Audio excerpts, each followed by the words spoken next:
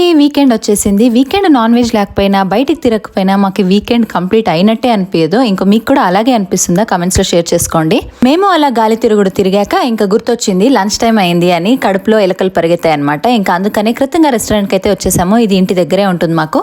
కృతంగా రెస్టారెంట్లో నార్మల్గా ఎప్పుడు తినే బిర్యానీ ఎందుకు అని చెప్పి కొంచెం డిఫరెంట్గా ఉండాలి, ఈసారి కొత్త టేస్ట్ ట్రై చేద్దాము అని ఈ బొంగులో బిర్యానీ అయితే ఆర్డర్ పెట్టేశాను.